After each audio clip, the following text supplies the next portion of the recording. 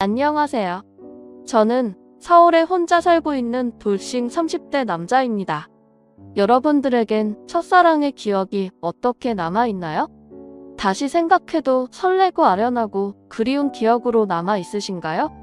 남자는 생각만 해도 설레는 첫사랑을 죽을 때까지 못 잊는다고 하던데 저는 다른 의미로 첫사랑을 죽을 때까지 못 잊을 것 같아요. 어쩌다 제 첫사랑의 기억이 이렇게 바뀌게 되었는지 지금부터 이야기를 풀어볼게요. 저는 고등학생 때 같은 반이었던 아내를 보고 첫눈에 반해 짝사랑을 해왔었어요. 가슴 간질간질거리는 저의 첫사랑이 그렇게 시작된 것이죠. 아내는 미모가 뛰어나서 전교생에게 정말 인기가 많았어요. 여자들은 아내가 쓰는 물건들을 따라 샀었고 학교에서 인기 좀 있다는 잘생긴 애들도 아내의 뒤를 졸졸 따라다녔었어요. 하지만 저는 잘생긴 것도 아니고 그렇다고 날씬한 것도 아니라서 뒤에서만 아내를 봤었어요. 정말 평균 이하의 외모에 살집도 있는 편이라 제가 봐도 너무 별로더라고요. 늘 그렇게 뒤에서 아내를 지켜보다가 아내가 가는 대학에도 따라 들어가게 됐어요. 아무리 그래도 그 정도까지 하냐고 말하시겠지만 저는 그만큼 아내를 무척이나 좋아했었거든요. 제 세상은 아내에 의해 흘러간다고 볼 수 있었어요. 그렇게 대학을 가서도 혼자 속으로만 좋아하다가 대학 졸업할 때쯤 제가 용기를 내서 아내에게 고백을 했어요. 현이야, 친하지도 않은 내가 이렇게 불러내서 당황했지. 졸업하기 전엔 꼭 너한테 하고 싶은 말이 있어서 불렀어. 너 좋아해, 현이야. 나도 알고 있었어. 고등학생 때부터 뒤에서 계속 나만 보던데 어떻게 몰라? 다른 애들은 나랑 얘기 못해서 안달이었는데 넌 끝까지 쳐다만 보더라. 아, 알고 있었어? 다른 애들은 다 잘생기고 예쁜데 난 너무 못생겼잖아. 그래서 너한테 말을 걸 용기가 없어서 그냥 뒤에서 쳐다만 봤어. 차라리 말을 걸지 그랬어. 뒤에서 쳐다만 보면 얼마나 무서운 줄 아니? 장난이야. 오히려 다른 애들과는 다르게 특이해서 자꾸 눈길이 가더라고. 아, 그랬어? 그럼 계속 특이한 애로 남기에 오늘도 말 걸지 말 걸 그랬나? 나 근데 정말 너 좋아해. 대학까지 따라올 만큼 진짜 진심으로 좋아해. 대학까지 따라온 거야? 내가 뭐라고 이렇게 좋아해주는 거야? 나 정말 별거 아닌 사람인데. 아니야. 너만 보고 있으면 주변이 환해지고 너가 웃을 때마다 내가 행복해지는걸? 이젠 졸업 앞두고 마지막이라고 생각하고 말한 거야. 부담 가지지 마. 대답 안 해줘도 돼. 왜? 난 대답하고 싶은데. 원래 고백은 대답 드리려고 하는 거 아닌가? 나는? 좋아. 우리 한번 만나보자. 아직 어리니까 가볍게 만나보고 아니면 그때 헤어지면 되지. 저는 인생은 믿져봐야 본전이라는 생각에 당연히 차일 것이라고 예상하고 고백한 것인데 예상 밖으로 아내는 활짝 웃으면서 저를 받아주더라고요. 그렇게 저희는 얼떨결에 연애를 하게 되었어요. 남들과 똑같이 데이트도 하고 사랑을 나누었죠. 아내 주변에서는 도대체 저를 왜 만나냐고 했었는데 그냥 웃기만 하더라고요.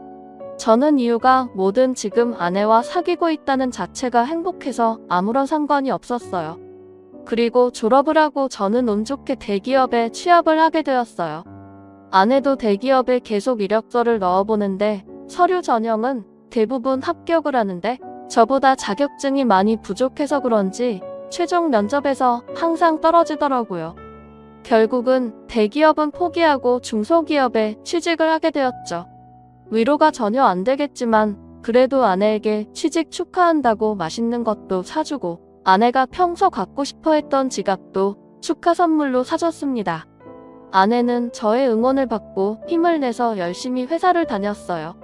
제가 어느 정도 직급이 올라갔을 때 아내에게 결혼을 하자고 했어요. 아내는 망설임도 없이 단칼에 제 청혼을 거절하더라고요. 아직 직장이 변변치 못하다면서 자신이 당당해질 수 있을 때 결혼을 하고 싶다고 했었어요. 아무것도 없는 나랑 결혼하고 싶다고 해줘서 너무 고마운데 아직 내가 직장이 변변치 않아서 지금 결혼하기엔 너한테 너무 미안해. 그럼 내가 싫어서 거절하는 게 아니라 직장 때문에 거절하는 거야? 직장이 무슨 상관이야. 우리 둘이 잘 살면 되는 거지. 그래도 직장이 좋아야 월급도 많이 받고 우리가 걱정 없이 살 거 아니야. 너 월급에 비하면 내 월급은 너무 작잖아. 나는 내가 내 앞에서 당당해질 수 있을 때 결혼하고 싶어. 그래도 너가 안 버는 것보단 낫지. 우리 둘이 같이 벌면 괜찮아. 그리고 나 혼자 벌어도 너 하나쯤은 먹여 살릴 수 있어. 아내가 저보다 못한 직장에 다닌다고 스트레스 받아 하는 것 같아서 괜찮다고 다독여줬어요. 아내는 제가 대기업에 다니니까 확실히 제 월급이 자신 월급보다 많다는 것을 알았지만 정확히 얼마나 되는지 모르는 상태였거든요. 그래서 저는 아내에게 이 정도의 월급을 받고 있으니 결혼해도 문제가 없다고 설득했죠. 제가 자신보다 2배 넘게 받는다는 것을 듣고 놀라더니 고민을 하는 것 같더라고요. 계속되는 저의 설득 끝에 아내는 긍정적으로 생각이 바뀐 것인지 제 청혼을 받아주었어요. 제가 이렇게 결혼을 서두르게 된 이유는 회사에서도 아내가 인기가 많은 것 같더라고요. 아내가 종종 회사에서 치근덕거리는 남직원이 있다고 얘기를 꺼낼 때마다 다른 남자들이 더 이상 치근덕거리지 않게 얼른 결혼을 해야겠다는 마음을 먹게 됐죠. 저는 그렇게 힘들게 아내와 결혼하는데 성공했습니다. 저희는 결혼한 지 2년이 지났는데도 자식 없이 여전히 둘이서 신혼생활을 보내고 있어요. 사실 아무리 노력을 해도 아이가 저에게 찾아올 생각을 하지 않더라고요. 아내와 저는 아직 젊으니까 조급해하지 말고 아이가 찾아올 때까지 천천히 기다려보기로 했어요. 그러다 결혼 3년 차가 되었을 때 아내가 임신을 했더라고요. 저희 부모님은 아들이든 딸이든 상관없다며 너무 수고했다고 고맙다면서 아내의 손을 꼭 잡고 우셨어요. 아내도 어머니의 눈물을 보고선 살짝 눈가에 눈물이 고였더라고요. 며느리 아끼는 시부모님 덕분에 낙동강 오리알 신세가 된 저만 힘들어졌었어요. 아내 회사가 중소기업이어도 설립자가 여성분이어서 그런지 복지가 대기업 못지않게 좋더라고요. 아내는 일을 하면 스트레스 받을까봐 아이를 위해 휴직을 하고 집에서 쉬고 있었어요. 혹시나 쉬면서 집안일이라도 할까 어머니께서 집에 오셔서 아내 대신 집안일을 다 해놓고 가시더라고요. 저도 퇴근하고 오면 어머니의 잔소리를 듣고 아내의 시중을 들기 시작했고요. 아내 시중을 들면서도 저는 태어날 아이 생각에 하나도 힘들지 않았고 행복했어요. 저희는 아들, 딸 구애받지 않으려고 병원에 검진을 가도 성별을 알려고 하지 않았어요. 출산하고 아이를 보러 신생아실에 갔는데 아내를 아주 쏙 빼닮은 귀여운 딸이더라고요. 엄마를 닮아서 그런지 아이의 얼굴이 벌써 완성형이라고 호들갑 떨었다가 아내한테 주책이라면서 벌써 딸바보 됐냐고 등짝 한 대 맞았네요. 간에 손이 매운 편인데 저는 그날 아무리 맞아도 아프지가 않고 오히려 간지러웠어요. 이래서 다들 딸 낳으면 딸바보가 되는 건가 보다 싶더라고요. 딸이 태어난 지 이제 1년이 넘어가기 시작했을 때 저는 집 앞에서 충격적인 장면을 목격하게 됐습니다. 제가 직급이 올라가면서 회의다 뭐다 여기저기 불려다니다 보니 정시 퇴근하는 아내가 항상 저보다 먼저 집에 와 있었어요. 그런데 제가 몸이 안 좋은 것 같아서 회의에 참석하지 못하고 집에 바로 온 적이 있었어요. 차를 주차하고 내리려고 가방을 챙기는데 어떤 차에서 내리는 아내가 보이더라고요. 아내는 운전면허가 없어서 항상 제가 데려다 주거나 대중교통을 이용해서 출퇴근을 했었거든요. 저는 처음엔 동료가 데려다 준 거라고 생각하고 신경을 쓰지 않으려고 했었어요. 그런데 아내가 집에 들어가려고 할 때 남자가 차에서 내리더니 아쉽다는 듯 아내의 손을 잡더라고요. 저는 내리려고 손잡이에 올린 손을 떼고 그 모습을 어처구니 없이 쳐다보고 있었어요. 아내는 남자를 보면서 웃고 있고 남자는 잡은 손을 앙탈 부리듯이 흔들고 난리도 아니더라고요. 다른 사람이 보면 그 둘이 부부인 줄 알겠더라고요. 하필이면 제 차가 있고 정면에 주차하고 있어서 제 블랙박스에 그 장면이 그대로 다 찍혔었어요. 저는 차 안에서 나오지 않고 아내가 들어간 후에도 그 장면만 계속 돌려보고 있었어요. 잘못 생각한 거라고 현실을 부정하려 했지만 보면 볼수록 외도가 맞는 것 같아서 화가 나더라고요. 더 확실한 증거를 잡아야겠다는 생각에 저는 집으로 바로 들어가지 않았어요. 차 안에서 쉬다가 원래 제가 퇴근하던 시간에 맞춰서 집에 들어갔죠. 아내가 웃으면서 저한테 왔냐고 말하는데 온몸에 소름이 돋았어요. 저는 아무것도 못 본 사람 마냥 아내에게 평소와 다를 것 없이 똑같이 대했었어요. 아내가 음식을 하는 동안 혹시나 다른 증거들이 나오지 않을까 싶어서 아까 아내가 입고 있었던 코트를 뒤졌는데 아무것도 나오지가 않더라고요. 저는 아내가 잘 때 휴대폰을 몰래 확인해 보기로 마음먹었습니다. 아내가 먼저 잠든 것을 확인하고 휴대폰을 들고 조용히 거실로 나왔어요. 잠금이 걸려 있었는데 비밀번호가 딸 생일이더라고요. 저는 고민할 것도 없이 제일 먼저 카카오톡을 들어가 보았어요. 전부 회사 직원들과의 단톡이나 제가 알고 있는 고등학교 친구들과의 단톡이었는데 유일하게 한 사람만 개인톡을 하고 있더라고요. 저장명도 심상치 않은 게 제 직감으로는 이 사람이 아까 아내를 데려다 준 사람이라고 생각했죠. 개인톡을 들어가 보니 역시나 제 예감이 딱 들어맞았더라고요. 아내가 저랑 연애했을 때보다 그 사람이랑 더 달달하게 카톡을 주고받았어요. 그런데 두 사람이 사귄 지가 꽤나 오래된 사이였던 것 같았어요. 같이 데이트하면서 찍은 음식 사진에 남자가 살짝 걸려있는 사진들과 대놓고 찍은 커플 사진들도 있길래 모조리 제 휴대폰으로 옮겨놓았어요. 그리고 다음날 아침밥을 먹으면서 아무렇지 않은 표정으로 평소 대화하듯 아내에게 이혼 서류를 준비하라고 했어요. 아내는 잘못 들은 건가 싶은 표정으로 갑자기 무슨 소리냐고 하더라고요. 저는 아무 말 하지 않고 커플 사진을 아내의 폰으로 전송했어요. 방금 내가 당신한테 사진을 하나 보냈는데 그게 우리 이혼 사유야. 그러니까 군말 없이 퇴근하면 이혼 서류 준비하고 당신 짐 싸놓고 있어. 여보, 내가 미안해. 다신 안 그럴게. 잘못했어.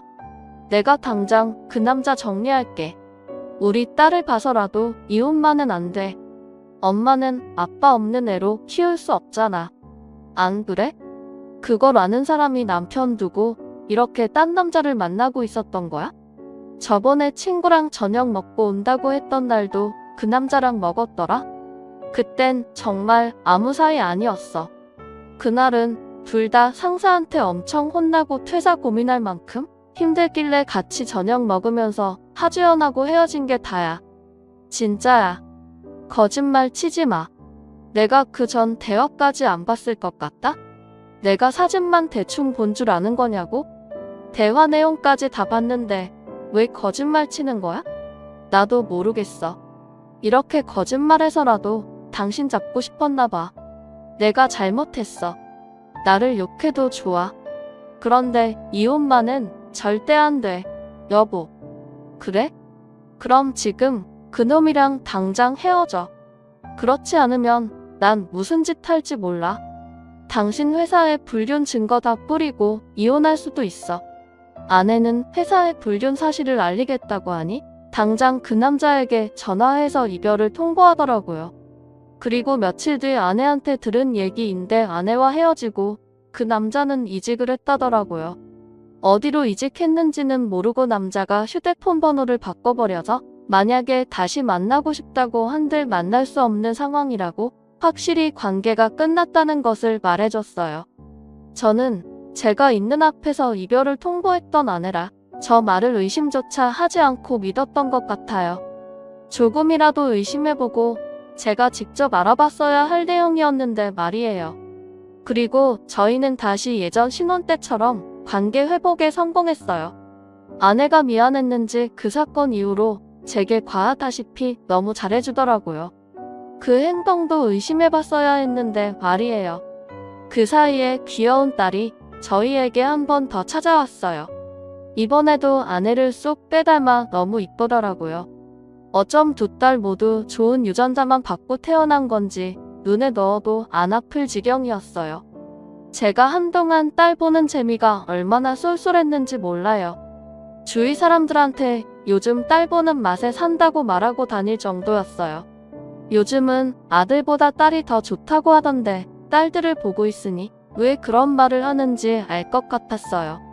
어찌나 애교도 많고 저를 보고 방긋방긋 잘 웃던지 나중에 커서 딸이 결혼한다고 하면 정말 대성통곡할 것 같았어요. 저는 영원히 제 딸들을 옆에 끼고 살 수 있을 줄만 알았어요. 그날만 아니었다면 말이죠. 제가 중요한 프로젝트를 맡고 있어서 잠을 제대로 못 잔 적이 있었어요. 평일엔 프로젝트 때문에, 주말엔 딸들 보느라 피로가 누적이 되었던지 그날은 정말 낮잠을 안 자면 제가 과로사할 수도 있겠다는 생각이 들더라고요. 웬만하면 아이들을 봐주려고 했는데 도저히 못 버티겠어서 정말 오랜만에 주말에 잠시 낮잠을 잤었어요. 그러다 중간에 목이 너무 말라서 잠에서 깨버렸어요. 거실에서 아내가 통화를 하는지 문틈 사이로 아내 목소리가 어렴풋이 들리더라고요. 피커폰으로 해놓은 건지 간간히 다른 사람 목소리도 들렸었어요. 저는 목이 말라서 아플 지경이길래 물을 마시려고 손잡이에 손을 올렸는데 아내가 하는 말에 문을 열지 못하고 그 자리에서 굳어버렸어요. 오늘 남편 얼굴 보는데 날이 가면 갈수록 더 못생겨지더라. 살만 디룩디룩 쪄서 진짜 얼굴 맞대고 밥 먹기 힘들어. 같은 공간에 있기도 싫어. 그러니까 내가 계속 이혼하라고 했잖아. 언제 이혼할 건데 이대로 살 생각이야. 도대체 언제까지 이러고 있을 건데? 나 이제 당신 남편이 불쌍해 보일 지경이야. 아니 뭐 아직 애들도 어리고 내 월급으로 애들 키우는 건 힘들잖아. 그렇다고 당신 월급도 많은 게 아니니까 조금만 더 있다가 하려고 이혼할 생각이 있긴 한 거야. 내가 봤을 땐 당신 남편이 가진 돈 때문에 이혼 안 할 것 같아. 말로만 이혼할 거라고 하고 계속 이런 식이면 나 당신 남편한테 다 말할 거야. 아, 좀 기다려보라고 했잖아. 왜 이렇게 보채는 거야? 매력 떨어지게. 우리 딸 부족함 없이 키워야 하지 않겠어. 그러니까 조금만 참아. 그건 그렇긴 한데 나도 애기들 보고 싶단 말이야. 맨날 사진으로만 보고 나도 실제로 애기들 알아보고 싶어. 근데 지금 자기 애도 아닌데 자기 애라고 믿고 저렇게 좋아 죽는 꼴이 너무 웃겨. 진짜 멍청한 거 아니야. 얼굴이 자기랑 너무 다르잖아. 당신 닮아서 얼마나 예쁜데 자기 애라고 믿지? 멀피 들었을 때 대화 내용으로 아내가 상간남이랑 통화하고 있었다는 걸 알아차렸어요. 얼굴 얘기하면서 제 험담을 할 때부터 저는 손을 뻗어서 화장대 위에 있던 제 폰을 들고 아내의 통화 내용을 녹음하기 시작했어요. 둘이서 오가는 대화들이 정말 갈수록 가관이더라고요. 제 험담은 그럴 수 있다고 생각했는데 이제껏 제 딸이라고 믿었던 애들이 알고 보니 제 딸이 아니라 상간남 딸이라고 하니까 너무 충격적이더라고요. 저는 들고 있던 폰을 바닥에 떨어뜨렸고 그 소리에 아내가 놀랐는지 황급히 전화를 끊더니 방문을 열고 불을 켜더라고요. 불을 켜자마자 바로 앞에 서 있던 저를 발견하고 놀라서 소리를 지르더라고요. 여보, 당신 언제부터 여기 있었어? 혹시 내가 통화하는 거 들은 거야? 어디서부터 들었어? 다 들었어. 너 당장 내 집에서 나가. 더 이상 내 목소리 듣고 싶지 않으니까 아무 말 하지 말고 지금 조용히 그대로 문 열고 나가. 여보, 이거 오해야. 내 말 좀 들어봐. 당신이 지금 어디서부터 뭘 들었든 다 오해야. 그러니까 이거 드라마 얘기야. 내가 요즘 보는 막장 드라마 있는데 그 얘기하는 거였어. 내가 방금 분명히 당신 목소리 듣고 싶지 않다고 말했을 텐데 나가. 안 나가. 못 나가겠으면 내가 나가게 만들어줘. 아이들 데리고 당장 나가. 여보, 내가 정말 미안해. 나 여기서 절대 못 나가. 한 발자국도 안 나갈 거야. 여기서 나가면 정말 갈 곳이 없어. 그러니까 제발 한 번만 봐줘. 괜히 입만 아프게 더 말할 필요 없고 여기 있는 물건들 다 내 돈으로 산 거니까 그대로 두고 귀찮게 짐 쌀 필요 없지? 몸만 나가면 되겠네. 아이들 데리고 나가. 내 인내심도 여기까지니까. 아내는 계속 나갈 수 없다면서 제 바지가랑이를 잡고 늘어지더라고요. 저희가 싸우는 소리에 놀란 애들도 울고 불고 난리가 났었어요. 제 애가 아니라는 말을 들으니 더 이상 애들이 울든 말든 달래주고 싶지가 않았어요. 아이 용품은 저희 집에 도왔자 필요가 없으니 대충 애들 집만 챙겨서 아내 손에 쥐어줬어요. 아내는 제가 쥐어진 가방을 던지고 못 간다면서 바닥에 들어 눕더라고요. 제가 경찰에 전화하는 신용을 하니 아이들을 데리고 나갔어요. 알고 보니 아내는 전에 저한테 들켰다. 그 상간남과 계속 만나고 있었더라고요. 저번에 헤어졌다는 말도 거짓말이었고 일찍을 했다는 말도 전부 거짓말이었어요. 그렇게 저를 속이고 둘은 뒤에서 만남을 이어갔던 거예요. 제 자식이라고 믿었던 딸들도 그 남자와 아내 사이에서 낳은 딸들이었던 거죠. 지금까지 저와 자신 사이에 아이를 낳고 싶지 않아서 피임약을 복용하고 있었더라고요. 아내는 상간남이 가진 게 쥐뿔도 없었는데 단지 얼굴 하나만 보고 만난 것이었어요. 저랑은 그저 돈을 많이 버니까 돈 때문에 계속 만나다가 결혼까지 하게 된 것이었죠. 저는 모든 사실을 알고 바로 변호사 선임해서 이혼 소송과 상간남 소송을 했어요. 아내와 상간남은 제게 당장 줄 돈이 없다고 미안하다고 빌더라고요. 여보, 내가 잘못했어. 당신이 이혼하라면 이혼해줄게. 우리 소송까지는 하지 말자. 그래도 같이 살아온 세월이 있는데 합의 이혼으로 끝내면 안 될까? 정말 죄송합니다. 용서받지 못할 짓 한 거 알아요. 그치만 소송만은 하지 말아주세요. 모아둔 돈도 없어서 당장 위자료 줄 돈이 없어요. 이렇게 부탁드립니다. 이렇게 될 거라고 예상을 못했나 봐요. 제가 저번에도 용서하고 넘어가 주니까 이번에도 사과하면 그냥 넘어갈 줄 알았어요. 저 절대 고소 취할 생각 없습니다. 아내가 외도한 게 이번이 처음도 아니고 심지어 똑같은 남자랑 다시 외도를 했는데 저는 너무 괘씸해서 그 둘을 선처해줄 마음이 전혀 없었어요. 결국 둘은 저한테 줄 위자료가 없어서 사채까지 써서 줬더라고요. 매달 정확하게 들어오는 월급 받고 사채를 쓴 모양인데 제가 가만히 있을 리 없었죠. 저는 불륜 증거들을 아내 회사에 뿌리기 시작했어요. 회사 내 커뮤니티에 익명으로 녹음본과 함께 글도 올렸고 팩스로 커플 사진들도 보내 고 제가 할 수 있는 건 다 했었어요. 결국 아내와 상관남은 회사에서 질타를 받으며 그대로 쫓겨났습니다. 그리고 현재까지도 빚쟁이들을 피해 도망다니고 있는 것 같더라고요. 그러게 처음 제가 용서하고 넘어가 줬을 때 정신을 차렸어야 했는데 자기 발등 자기가 찍는 짓을 왜 안 하십니다. 저는 정말 죽을 때까지도 이 일을 절대 못 잊을 것 같아요. 다시는 결혼할 생각도 그렇다고 연애를 할 생각도 전혀 없어요. 저는 이렇게 혼자서 걱정 없이 사는 것도 괜찮을 것 같다는 생각을 해요. 오히려 부양할 가족이 없으니 마음이 더 편해졌어요. 저희 어머니는 아직도 집사람이 바람펴서 이혼한 줄 모르고 계세요. 나이도 많으신데 혹시나 충격에 쓰러지실까봐 영원히 제 가슴에만 묻어두려고 합니다. 여러분들은 첫사랑의 기억이 꼭 예쁘게 남아 있었으면 좋겠네요. 지금까지 제 이야기 들어주신 모든 분들께 감사합니다. 모두 가족들과 행복하고 따뜻한 겨울 보내시길 바랍니다.